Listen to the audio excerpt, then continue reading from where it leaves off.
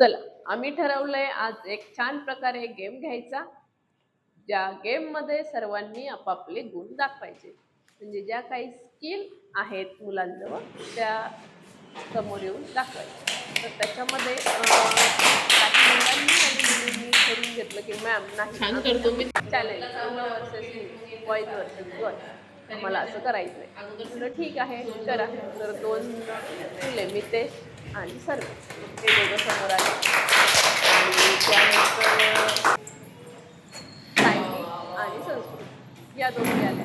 ठीक आहे, तर या काय दाखवणार होते हे दाखवणार होते त्यांच्यात आसनं, त्यांना जे काही आसनं येतात किंवा जिम्नॅस्टिकचे काही आसनं, योगाची काही. तर ठीक आहे म्हटलं करा. आणि त्यांनी अतिशय उत्कृष्टपणे केलं. कुठलीही तयारी वगैरे काहीच नव्हती.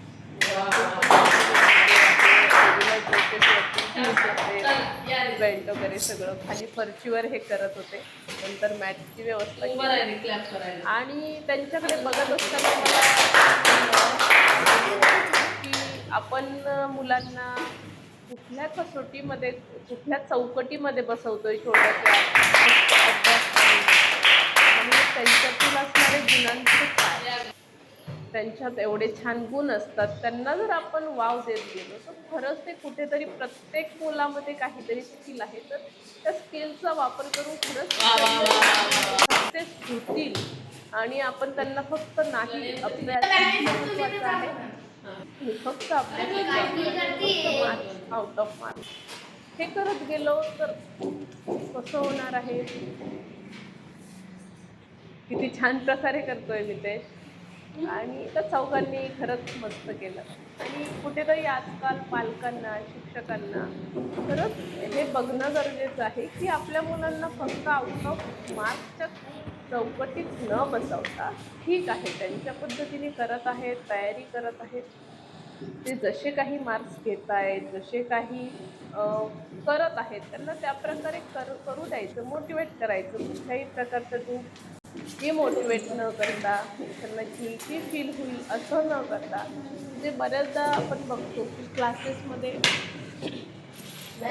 शिक्षक शिकवतात आणि समजा काही मुलं अशी असतात सर्वसामान्य त्यामुळे काही मुलं आपण जड जातं समजायला संकल्पना. तर त्यावरूनच त्यांची बुद्धिमत्ता ठरवली जाते, जे की चुकीचं आहे. तसं असतं तर आपण सचिन तेंडुलकर हे बाकीचे जे काही आहेत, कल्पना चावला वगैरे अशा लोकांना कसं आपण ओळखू शकलो नसतो, बरोबर. म्हणून मुलांना सगळ्याच गोष्टींमध्ये त्यांना ज्यात इंटरेस्ट आहे, ज्या गोष्टी त्यांना चांगल्या प्रकारे जमतात त्याही कुठेतरी फोकस व्हायला हव्या. त्यावरूनही त्यांना बक्षिसं म्हणा, त्यांचं कौतुक म्हणा, या गोष्टींमधून ते पुढे येतील. बरेचशी मुलं घाबरतात जे की अभ्यासात मागे आहेत. त्यांना सतत अपमानास्पद वागणूक घेतल्यासारखं वाटतं. थोडेफार टीचर रागवतात त्यावरून ते स्वतःला आणि नाही मला या प्रकारच्या गोष्टी मनात अभ्यासाबद्दल गोडी वाटत. तर कुठेतरी आपण त्यांच्यातील स्किल ओळखून त्यांना डेव्हलप करून, हे तर शिक्षकाचंच काम आहे खरं म्हणजे. आणि त्यावर चर्चा व्हायला हवी, त्यावर त्यांचं कौतुक व्हायला हवं, त्यावर त्यांना संधी द्यायला हवी, जेणेकरून पुढे स्टेज मिळेल. हे सगळं काम शिक्षक आणि पालक हे दोघं मिळूनच करू शकतात.